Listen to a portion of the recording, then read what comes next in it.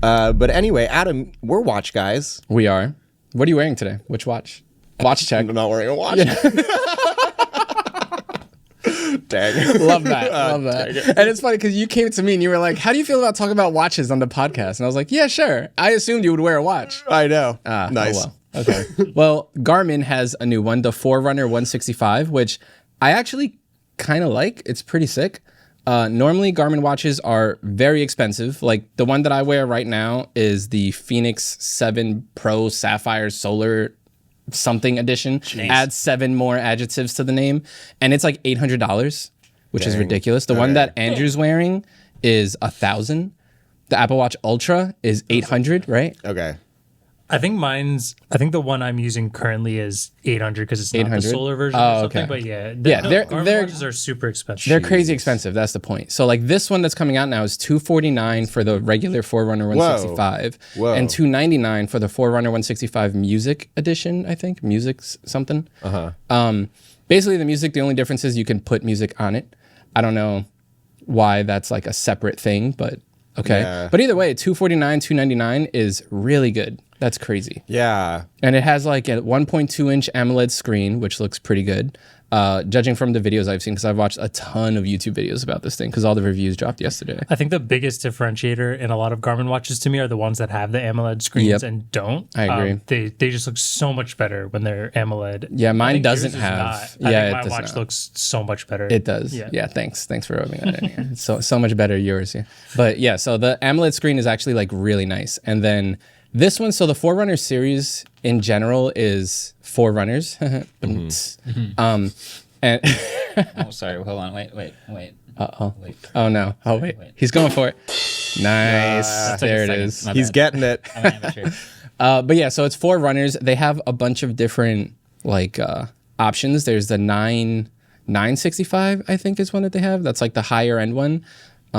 Yeah, the Forerunner 965 is the most premium one they sell, and even that is $600. If you're not super into running, it's really unlikely that you're going to buy one of these like higher end Garmin's or something. Yeah. So this is pretty much, and I really like the marketing for this watch as well, because it says, go ahead, sign up for that race. That's like the tagline for this watch. And that is perfect for the kind of watch this is. This is for someone that's like kind of into fitness, but not really. Like they're debating running this year. They're trying to get into it, but they don't want to spend $800 on a watch for something they might not even be doing in 6 months. So this is like a way, and not to say that $200 or $300 isn't expensive, but like the alternatives are $800, like it's crazy. Yeah. So having the features from the higher end Forerunner series come down to something at this price point, I think is super exciting. Like this one has body battery, a Garmin coach. So they have like marathon training, race adaptive training. So basically that means that when you start a plan and you're like, oh, I want to do a half marathon in a couple of months, it'll set up a schedule for you. And if you miss those like run dates, like I do all the time, it'll just automatically adjust the runs that you should be doing to like keep you on pace and be like, hey, I see you skipped the last couple runs, like I'm gonna adjust the rest of the schedule to keep you on track. There's sleep tracking and a sleep score, but the killer feature I think is this thing has an 11-day battery life in smartwatch mode, and it has an AMOLED display, so that's like pretty insane. 11 days. Yeah, but that is so there's a YouTuber, DC Rainmaker, great freaking YouTuber. He reviews all these watches, but he in his review pointed out that he got consistently about 4 days, and that's with 1 or 2 workouts each day. I wonder if that's also with always on display. It is. I found mine always on display. I can get like 6 days, but if I were to even just turn on like raise to wake, it could go up to like 10 plus pretty easy. Yeah, it's crazy. And 2 workouts a day, like that's a lot. Yeah. Well, not 2 workouts, 1 or 2 hours of workouts each day. Although I'm sure for the review, he probably did do like 2 workouts a day just to like try out cycling and also running. But here's my question. Does this thing have the same sort of ruggedness that the more expensive ones? No. So the one that like I'm wearing, the one that Andrew's wearing, these have a kind of metal top to them. Like I don't even know if it's what it's called, so I don't want to say what kind of metal, but the top is metal. The rest of it is like a poly resin or something. These are also plastic. So the glass screen is obviously glass, but the watch itself is more plastic, which isn't, that's more like a Forerunner line thing. That's not necessarily this model. Okay. All of the Forerunners are a lighter weight kind of resin. Yeah, the Forerunner stuff is very specifically for running. Yeah. And like Marquez, do it. Yeah. Smooth. I'm leaving in those pauses.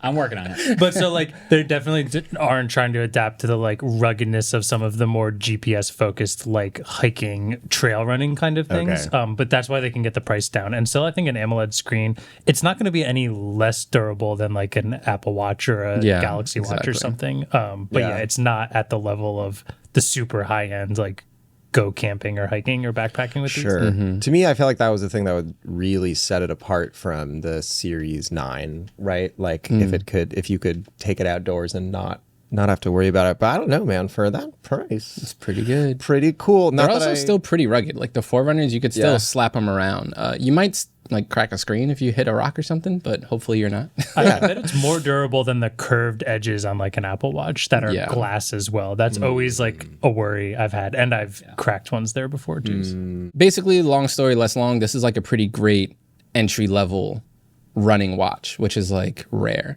because they had another version. I think it was the Forerunner 55 or 65, something like that. That was even cheaper, but it did not have any of these features. So like it almost doesn't exist in my mind anymore. Like if someone says, I do want to get into Garmin, which watch do I get? I think this is the one. Cool. Yeah, it's pretty cool. Well, in other tech news, Google just launched a free version of the rebranded Bard, aka Gemini. The free version is called Gemma. Crazy. And that's all we have to say about that. But OnePlus has a smartwatch. They're back, baby. They're back. OnePlus is back. First it was a keyboard. Now it's a watch. What are they going to do next? Honestly, do they have a netbook? No. They did have a TV at one point, didn't they? Yes. It might be 2024 and netbooks might be dead, but OnePlus. Bring it back. I feel like it's what's next. What's going on with this OnePlus watch? I want to just start this off with reading what they said in the forum post, because this is all from a forum post. Cool. They said, I am thrilled to share some truly exciting news with you. After a 3-year hiatus and a reflective pause following the OnePlus Watch 1, we are returning to the smartwatch scene with the OnePlus Watch 2. Brave. The OnePlus One, or the OnePlus Watch 1, excuse me, famously not a great watch. Mm-hmm. Marquez reviewed it, and I think your tagline was "They settled." Mm-hmm. Are you excited for the second version of this? Me personally? Yeah. I want to see it do better. Yeah. Okay. Yeah. Because the first one. So first of all, here's what we know about the new OnePlus Watch. 2 colors, black steel and radiant steel, which is just black and silver. Mm-hmm. Estimated 100 hours of battery life. Okay. Which I don't doubt, seeing as the last one, Marquez, in your review, you said it lasted like a week, right? Before you had to throw it on the charger. Yeah. But the last one also did basically nothing. So I'm curious to see how they're going to get 100 hours while improving the watch, or if it still is going to do basically nothing. Not a great sign. Also, the other thing we know is that it's going to be unveiled February 26th at MWC in Barcelona. And it also has a new tagline. So the Garmin one, I liked the tagline, like just do that race or whatever it was. Yeah. This one is, they're changing it from flagship killer to ecosystem builder. Ecosystem builder. Like the watch will build you an ecosystem? I guess so. I don't know. It has a bad ring to it. Yeah. So. I get it. They're trying to add to like the ecosystem of OnePlus products, but flagship killer just hits so much harder than ecosystem builder. Well, that's like, not threatening at all. Yeah. Like it went from flagship killer, which was like, ooh, like I'm paying attention to what you have to say now. Deadly. To ecosystem builder? That's like a slide on a deck somewhere. Also, definitive downgrade slogan. Yeah. Not great. Also, like a watch doesn't feel like something that builds an ecosystem. It's something that complements an ecosystem. That's another, that's a good point. It's not the like building block of an ecosystem. It's something that you toss in after the ecosystem is built already. Because, I mean, maybe I'm wrong. But based on the people I know, no one is going to buy, a $200 smartwatch and then it's like, okay, because I have this watch, I'm now going to get a $3,000 computer. It's usually the other way around. Yeah. I think you're right, but it's also interesting in the way that people fill out their ecosystem. Usually it starts with the phone. And then what is the second or third thing that you buy? And is that purchase directly impacted by the ecosystem? So like iPhone's the obvious one. Mm-hmm. I want to go buy earbuds. Okay. the obvious one is the ecosystem earbuds. And Apple's built out this gigantic ecosystem of, oh, you want a smartwatch? We got an ecosystem one. Oh, you want a tablet? We got an ecosystem one. Oh, you want a headset? We got an ecosystem one. And I think OnePlus is trying to do the same thing. Mm-hmm. Okay, you have a OnePlus phone? Great. You want a smartwatch? We're going to build out our ecosystem a little bit. We got a tablet. We've got other stuff. So wouldn't the phone be the ecosystem builder? I think the phone is the hub, and all the things around it are ecosystem builders. Okay. Really? Okay. That's how it's interesting. Okay. You're like totally in the Apple ecosystem, right? Right now. I mean, I guess you're wearing this a Garmin watch. Yeah, I have Garmin watch, and I use Windows at home. But at work, it's all Apple stuff.